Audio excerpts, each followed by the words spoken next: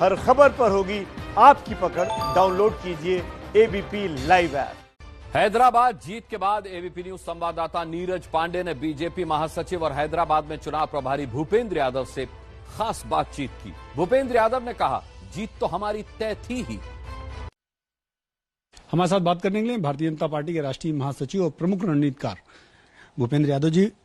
भूपेंद्र जी, क्या बिहार गए, चुनाव जीत गए, महाराष्ट्र गए, चुनाव जीत गए, हैदराबाद 15 दिन में आप लोग इस स्थिति में आ गए कि आपने वहां की टीआरएस की जड़ें हिला दी।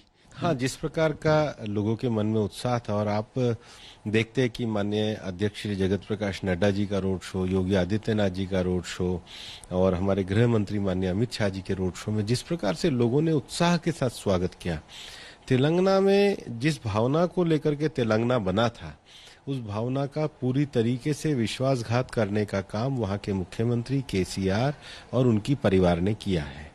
ये चुनाव डायनेस्टी वर्सेस डेमोक्रेसी का था। और मैं आज आपको कहता हूं कि तेलंगाना में लोग एमआईएम के लिए भी पूछना चाहते हैं कि एमआईएम का अर्थ भी केवल एक परिवार ही होता है क्या। तो ये चुनाव उसके खिलाफ भारत के लोकतंत्र की जीत के लिए चुनाव था। और ये चूंकि कॉरपोरेशन का चुनाव था, एक कॉरपोरेशन का चुनाव जिसमें 24 से ज्यादा विधानसभाओं का क्षेत्र और 4 से ज्यादा लोकसभाओं का क्षेत्र आता है, और हैदराबाद जैसा शहर जो हिंदुस्तान का सॉफ्टवेयर के क्षेत्र में दुनिया में एक बड़ा नाम रखता है, वहां जिस प्रकार से अव्यवस्थाएं हुई है, रोड खराब हुई है, कचरे का प्रबंधन नहीं हुआ है, झीलों और टैंक पर एक तरीके से एनक्रोचमेंट किया गया है, उसके खिलाफ लोग एक गवर्नेंस, गुड गवर्नेंस वाली पार्टी को चाहते थे। और मेरा मानना है कि तेलंगाना में टीआरएस को कोई कॉरपोरेशन में बहुमत भी नहीं मिला, ये उनकी मॉरल डिफीट है। और भारतीय जनता पार्टी के प्रति लोगों के विश्वास और जनाधार बढ़ने के लिए हम पुनः हैदराबाद के लोगों का आभार व्यक्त करते हैं। यार, इलेक्शन जब समाप्त हो उसके दूसरे दिन ही आपका नाम अनाउंस हुआ कि प्रभारी के रूप में स्थायी निकाय चुनाव हैदराबाद। उससे पहले तक हैदराबाद चुनाव की कोई चर्चा भी नहीं थी, तो इसकी इनसाइड स्टोरी क्या है? कब आपको ऐसा लगा कि नहीं, भारतीय जनता पार्टी एक अच्छे मार्जिन से जीत सकती है, उसको अच्छी सीटें मिल सकती है?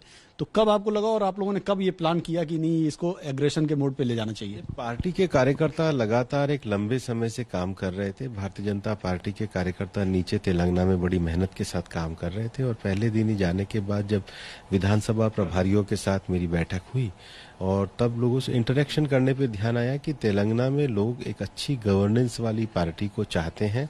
गुड गवर्नेंस राजनीति का इशू बनना चाहिए, और गुड गवर्नेंस प्रधानमंत्री श्री नरेंद्र मोदी जी की राजनीति का मूल आधार भी रहा है। तो भारत में सभी जगहों पे अभी जितने उपचुनाव हुए हैं, चाहे हैदराबाद कॉरपोरेशन का चुनाव हुआ है, उसमें लोगों ने पूरी तरीके से एक पूरा मजबूती के साथ विश्वास व्यक्त किया है। ये उसी कड़ी की ओर एक प्रयास था। अमित शाह का की मैं प्रेस कॉन्फ्रेंस सुन रहा था, उन्होंने कहा बड़े विश्वास के साथ कि हैदराबाद में इस बार भारतीय जनता पार्टी का मेयर बनेगा। अभी के जो नतीजे हैं उससे किसी को स्पष्ट बहुमत मिलता नहीं दिख रहा है, ना टीआरएस को, ना एमआईएम को, ना आप लोगों को। अभी भी आपको होप है कि आप लोग वहां पे मेयर अपना बना पाएंगे? नहीं, स्थानीय स्तर पर ये स्थानीय पार्टी निर्णय करेगी, तय करेगी। लेकिन मैं इतना विश्वास के साथ कहता हूं कि जो हमें लोगों का विश्वास मिला है, तेलंगाना की जनता का जो विश्वास मिला है, आने वाले समय में जब विधानसभा के चुनाव होंगे तो भारतीय जनता पार्टी की सरकार बनेगी। और हैदराबाद के में भी जो लोगों ने हमारे पे एक अच्छी कॉरपोरेशन चलाने के लिए जो विश्वास व्यक्त किया है, हमें जो भी भूमिका मिलेगी हम उसको पूरी ईमानदारी के साथ पूरा करेंगे। आप लोगों पे आरोप लगा कि गली के चुनाव में आप लोग पूरी इंटायर लीडरशिप, राष्ट्रीय अध्यक्ष से लेकर कई राज्यों के मुख्यमंत्री और लीडर्स आ रहे हैं, तो ये आरोप आपको लगा नहीं कि छोटे चुनाव है, बड़े नेता कैसे उतारे जाएं, और इस तरह के आरोप भी लग रहे हैं आप पे? क्या चुनाव को छोटा बड़ा मानना चाहिए? क्या जनता को छोटा बड़ा मानना चाहिए? चुनाव, हर चुनाव महत्वपूर्ण होता है। उनकी पार्टी के भी तो सारे वरिष्ठ नेता लगे थे। तो भारतीय जनता पार्टी सभी डेमोक्रेटिक संस्थाओं को आगे बढ़ाने में विश्वास करती है। और हैदराबाद कॉरपोरेशन का चुनाव, जहां पर 24 विधानसभाओं का क्षेत्र था, 4 लोकसभाओं का क्षेत्र था, हिंदुस्तान की सबसे बड़ी सॉफ्टवेयर सिटी है, जिसको मिसरूल कर दिया है टीआरएस ने। और टीआरएस और एमआईएम के गठबंधन ने जिसको एक तरीके से पूरी तरीके से शहर को बदहाल कर दिया है, उस शहर के सम्मान के लिए, विश्वास के लिए, तेलंगाना के लोगों के विश्वास के लिए भारतीय जनता पार्टी ने चुनाव बहुत मजबूती के साथ लड़ा है। और मैं तो इसके लिए हमारी पार्टी के राष्ट्रीय अध्यक्ष श्री जगत प्रकाश नड्डा जी का अभिनंदन भी करना चाहूंगा। पर लगातार ध्रुवीकरण कराने का आरोप लगा।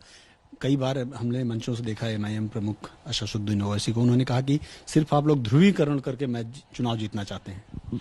तो हमने क्या ध्रुवीकरण करा? सबका साथ और सबका विकास क्या है? हम देश के गरीबों का, पिछड़ों का, दलितों का, समाज के सभी वर्गों का परस्पर सहयोग और सामंजस्य के साथ एक गुड गवर्नेंस की राजनीति देना चाहते हैं। अगर वो गुड गवर्नेंस को ध्रुवीकरण मानते हैं तो ये उनकी सोच हो सकती है। हमारी सोच तो सबका साथ, सबका विकास और सबका विश्वास है। से बात करने के लिए भूपेंद्र यादव जी थे, जो साफ तौर पर कह रहे हैं कि हमारा उद्देश्य है कि सबका साथ और सबका विकास।